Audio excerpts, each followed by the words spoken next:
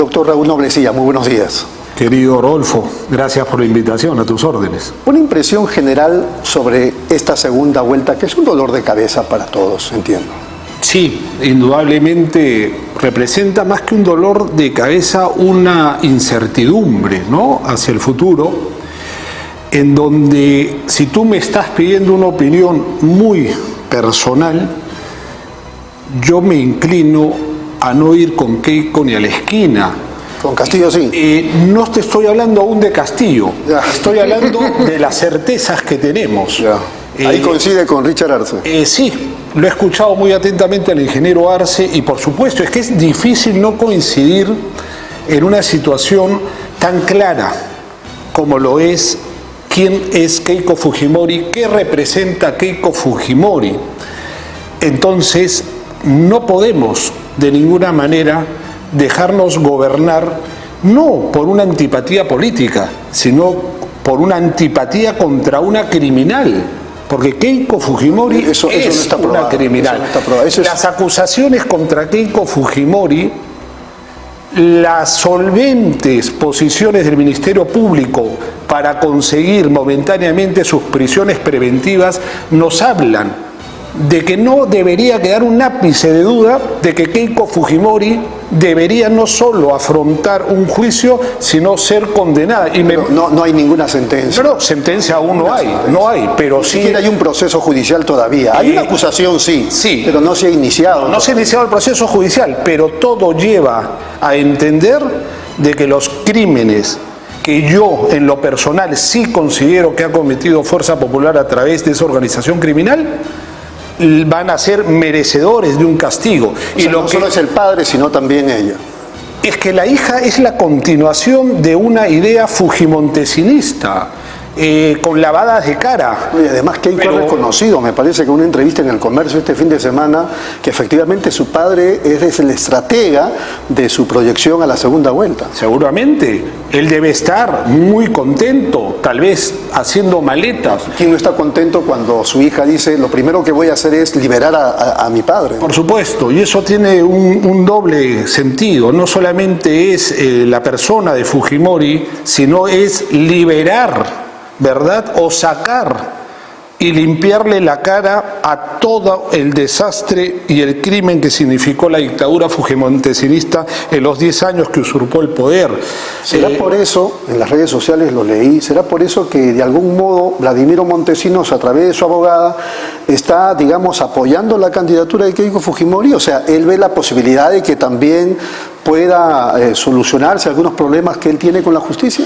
Yo creo que si Keiko llega al poder, lo cual, déjame ser optimista, estoy seguro de que no, los primeros beneficiados no solamente van a ser Montesinos, el dictador Fujimori, sino todos aquellos corruptos, criminales y corruptos que están viendo en Keiko Fujimori la mejor oportunidad de saltar nuevamente la valla, y eso es peligrosísimo. Y aquí no hay discusión política, Rodolfo, aquí no hay que si soy socialista, comunista o si soy liberal, no. Aquí lo que es y lo que existe es una corrupción, no de ahora, pero que sí fue alentada en la época de la dictadura y donde hoy muchos de esos mafiosos ven a Keiko como la salvación de sus problemas. Eso es peligrosísimo, Rodolfo. ¿Y del otro lado? Del otro lado, yo no tengo ninguna certeza de que el profesor Castillo sea terrorista, que el profesor García sea de Movadef. Si el profesor Castillo... Están terruqueando. ¿Perdón? Lo están terruqueando. No, pero dime tú, a ver, nosotros somos de tiempos similares. Yo recuerdo que cómo lo terruqueaban Alfonso Barrantes Lingán. Yo recuerdo, tenía poca edad, pero yo recuerdo que las conversaciones eran: van a meter a los cholos a los colegios ricos, van a el golf, nuevamente están recordando, van a convertir el golf en un parque zonal. Se hablaba lo mismo que hoy se habla. Cuando Barrantes era candidato a la presidencia. Así es. Es que la derecha, Rodolfo, no quiere que esto cambie. ¿Y por qué no quiere que esto cambie? Y vamos a ser también honestos, Rodolfo. ¿Les interesa cambiar? No. A ver. Todo se mantenga igual. Pero por supuesto. Entonces, ¿cuál es? En honor a la verdad, doctor Noblecilla, hay por lo menos 4 personas que han estado vinculadas presuntamente con el terrorismo dentro de la bancada de Perú Libre. Te voy a hablar de eso. Incluso hay hasta presos Ya. en su momento. Ya, yo te puedo hablar de quien conozco, más no de lo que no tengo información y no me voy a dejar llevar, no por ti, sino por el terruqueo, que está realmente en su cúspide. Pero volviendo a eso, a Barrantes lo terruquearon. Y lo terruquearon horrible. Oigan, a Fujimori, el dictador asesino, cuando se confrontaba con Vargas Llosa, ¿no lo terruquearon acaso?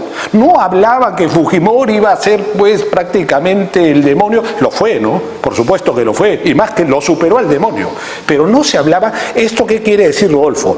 Los grupos de poder económico y político, que valga verdades, viene siendo lo mismo, pretenden decirnos a todos, deja como está, puede ser peor, no lo toques, no cambie, pero ¿qué vas a cambiar si puede ser peor? Pero claro, desde una posición privilegiada, donde tal vez no somos ricos, pero a mí no me falta qué comer, a mí no me falta un restaurante un fin de semana, a mí no me falta tener un carro, ¿yo por qué quisiera cambiar? Es verdad, pues ¿por qué voy a querer cambiar si tengo todo resuelto? Pero si yo me pongo a ver la sierra de mi país, si yo me pongo en un sentido cristiano y humanista, digo, no, pues señor, aquí sí hay que cambiar. Y no por mí, sino hay que cambiar por esos hambrientos. Y eso a la derecha no le interesa y nunca le va a interesar. La derecha quiere mantener el status quo porque le conviene mantenerlo. Entonces aparece la derecha peruana. La derecha. Esto es a nivel mundial, desde luego, ¿no? O sea, los grupos de poder, esa minoría que controla la economía mundial. Lo decía porque me da la impresión, sin irme a Europa, hablando solamente de Chile, ya usted me corregirá si tiene una posición distinta, creo que la derecha y la izquierda chilena piensan un poquito más en su país. En cambio, la derecha y también la izquierda, que es este pechito, ¿no? Siempre dicen yo, y la derecha que está pensando en sus asuntos personales o de grupo, son totalmente distintos. Hay 2 clases de derecha, Rodolfo. Yo considero que hay 2 clases de derecha. Hay la derecha reaccionaria, ante el primer pelito que se mueve reacciona y reacciona mal, y hay una derecha que tiene sí un sentido de reforma, que quiere impulsar la reforma, y esto nos lleva un poco al origen del término derecha-izquierda en la Revolución Francesa, ¿no? En donde, bueno, las 2 posiciones, los jacobinos ubicados en la asamblea, al lado izquierdo, y los girondinos, que eran pues la derecha, los que no querían cambiar, estaban ubicados digamos a la derecha. Ahí empezó la historia. Pero sí habían grupos medios entre los girondinos, que sí buscaban un acercamiento, pero claro, vamos despacio. ¿Por qué? Porque ese pensamiento de clase, ese pensamiento en ese entonces de nobleza, no lo perdían. Como que en el Perú tampoco se ha perdido. Lamentablemente en el Perú tampoco se ha perdido ese sentimiento de clase. Yo soy mejor por mi clase social, yo soy mejor por el dinero. Ese sentimiento oligárquico todavía, que se pensó que se había derrotado con los gobiernos de Velasco y sucesivamente con la humanización y modernización del mundo o de las tendencias, lamentablemente sigue vamos a cambiar, pero con cuidado, ¿no? Claro, pero sin que me afectes, claro. Sin que me afectes. Si eso es peligroso, Rodolfo. ¿Podría alcanzar incluso los caviares o no? ¿Qué es un caviar? ¿Qué es un caviar? ¿Qué es un caviar? Rapidito, que sí, es aquel que quiere que lucha por algunas reformas, que levanta su voz de protesta, pero que no es capaz de dar el paso. El caviar vendría siendo en esa famosa parábola de Cristo, donde el muchacho millonario lo quiere seguir a Cristo, y Cristo le hace una gran pregunta y le dice, ¿eres capaz de dejarlo todo? Y el otro se queda triste. Ojo, hay que reconocer su tristeza, porque es importante, la tristeza te lleva luego a la reflexión, pero finalmente ahí viene el tema del camello, que va a ser más fácil para el camello pasar por así es. el ojal de una aguja. Así es. Entonces, desde mi punto de vista totalmente cristiano y además seguidor de Cristo, Cristo que murió revolucionariamente en una cruz porque quería revertir el orden, Claro, el orden y un cambio social, creo yo. Y cuando tuvo que sacar el chicote, lo sacó. Y lo sacó en el templo, y lo sacó con palabras duras contra los fariseos y los que controlaban el poder político y religioso, que era lo mismo, igual que la Revolución Francesa. Pero a lo que Cuando lo querían hacer caer con los impuestos al la César. moneda del César, al César lo que es del César y a Dios lo que es de Dios. Yo soy optimista, Rodolfo, yo soy muy optimista. No solamente porque esta es una oportunidad de enterrar el fujimorismo, y también reconozcamos que en ese 50 y pico % de las encuestas, aunque yo no me guiaría tanto, hay algo que también me hace sentir optimista y contento de que hay memoria histórica en el país. Y por lo tanto, ¿debe ganar Pedro Castillo? De pronto tiene que ganar Pedro Castillo en una posición realmente de un cambio, de una escucha. ¿A dónde? Y aquí me quiero referir rápidamente a Ayacucho. Ayacucho, golpeado por la violencia senderista y criminal, porque hay que decirlo, Sendero fue criminal, sí lo fue, y Ayacucho sufrió muchísimo.